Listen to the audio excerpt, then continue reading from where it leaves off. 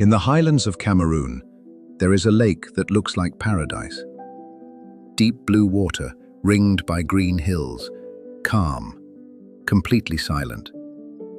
For the people in the valley below it, it was simply home. On the night of August 21st, 1986, they went to sleep like any other night. But beneath the surface, something had been waiting for decades.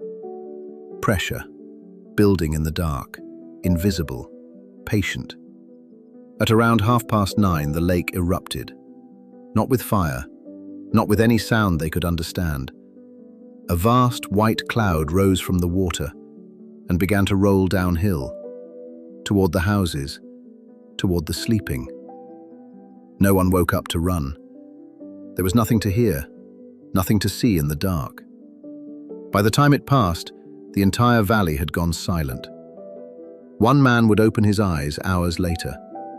He would rise and step out into the morning, to find that almost everyone he knew was gone. In a single breath, the lake had killed more than 1,700 people, and it was not finished.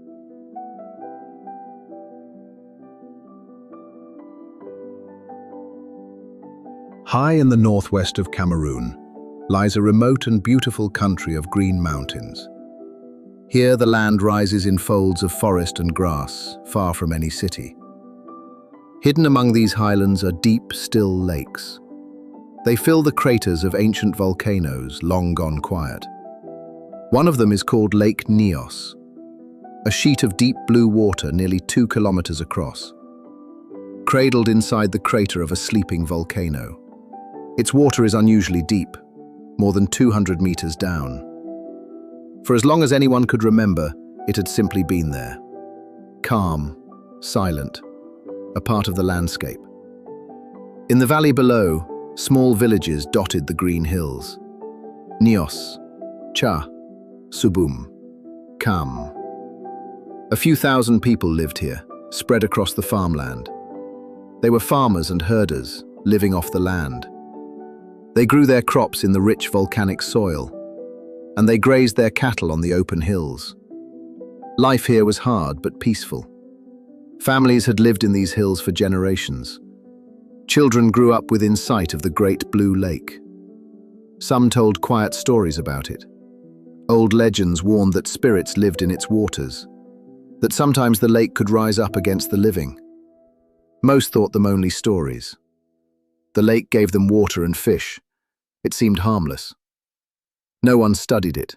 No one feared it. But this was no ordinary lake. Beneath its calm surface, something was gathering in the dark. And the old stories were closer to the truth than anyone knew. To understand what happened at Lake Nyos, you have to look beneath it. Far below the lake bed, deep inside the earth, lies molten rock. The volcano was sleeping, but it was not dead. From the magma far below, gas rose slowly through the rock. Carbon dioxide, the same gas we breathe out, harmless in small amounts, deadly when it gathers. It seeped upward into the bottom of the lake, and there, in the cold, deep water, it dissolved. Under the crushing pressure of 200 meters of water, the deep water could hold an enormous amount of gas, like the gas trapped inside a sealed bottle of soda. Year after year, the gas kept seeping in. And the deep water of the lake never mixed with the surface. The cold, heavy layer at the bottom stayed where it was. So the gas had nowhere to go. It simply built up. Decade after decade, the lake grew more saturated, slowly turning into a vast, hidden bomb. All it would take was one push to set it off, and the people living below had no idea. But the earth had already given a warning. 2 years earlier, and 60 miles away, lay another crater lake, Lake Manoon.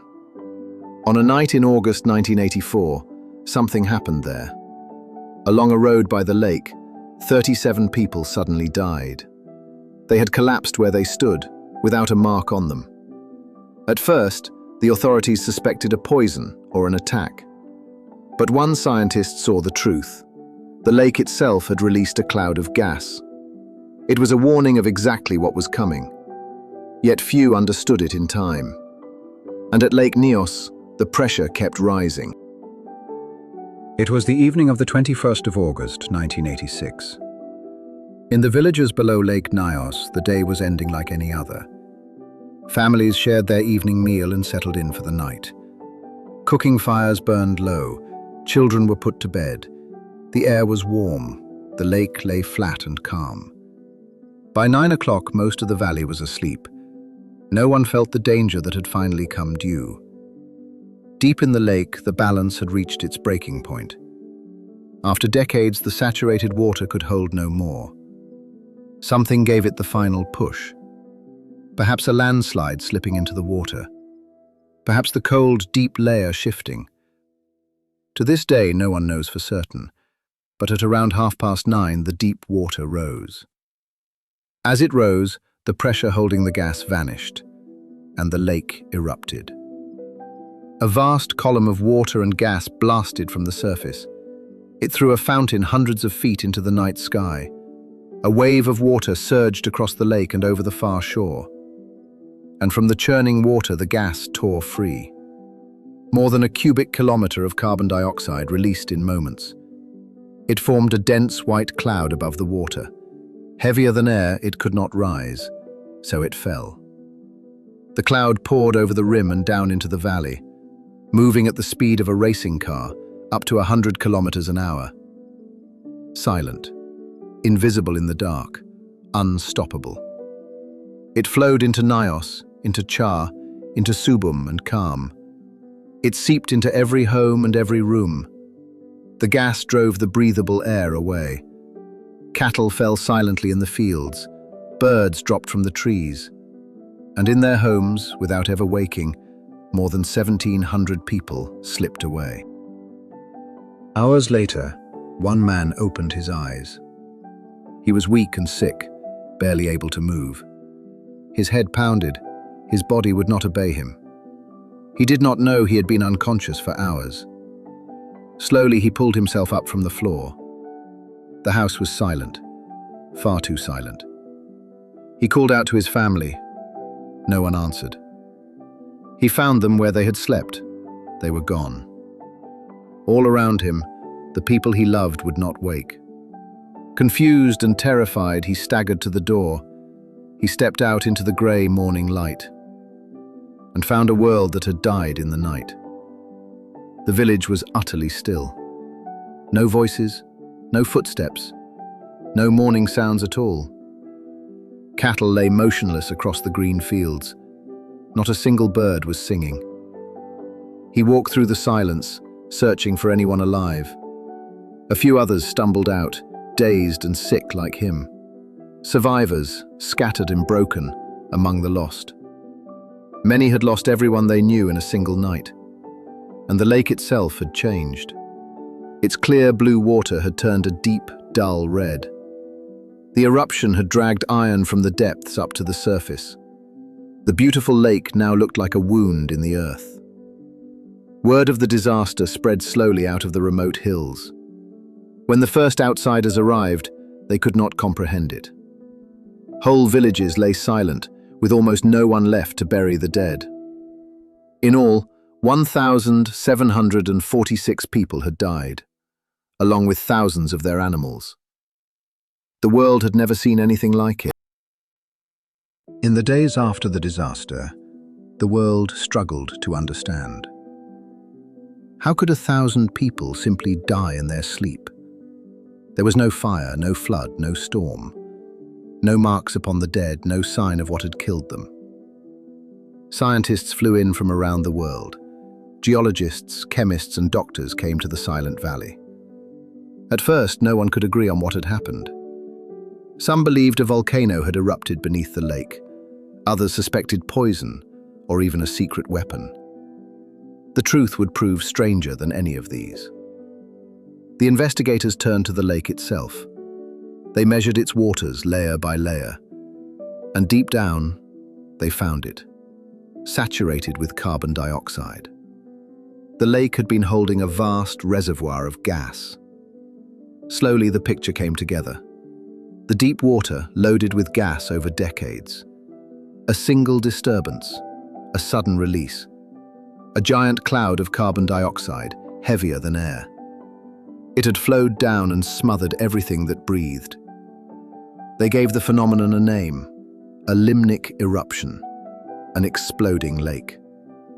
And then they remembered Lake Manoon, the 37 deaths 2 years before, the same silent killer, the same kind of lake.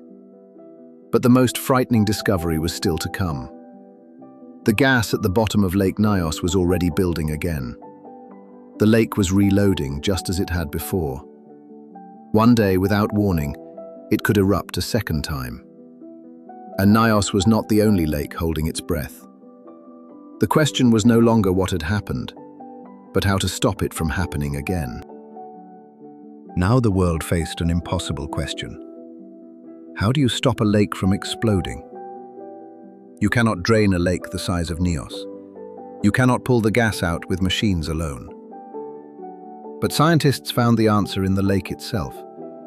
The deep water wanted to rise. They only had to let it. They lowered a single pipe deep into the lake, down to the heavy, gas-rich water at the very bottom. When that water was lifted just a little, the gas began to expand. And the water shot upward on its own. It burst from the pipe in a towering fountain. A fountain powered by nothing but the gas itself, safely releasing the carbon dioxide into the open air. Like slowly opening a shaken bottle, a little at a time. In 2001, the first pipe was installed at Lake Nyos. In 2011, 2 more were added. Year by year, the deadly gas was drawn down. Lake Manoon was made safe in the very same way.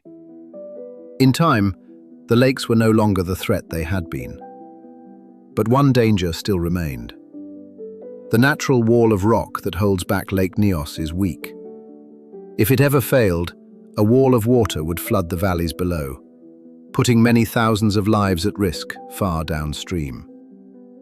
Engineers worked to strengthen the fragile barrier, and the lakes are now watched constantly, day and night. For the survivors, life would never be the same. They had lost their families, their villages, their world. Some could never bring themselves to return. Today, Lake Nyos lies calm and blue once more. Beautiful and silent. A lake that once breathed death, holding its breath again.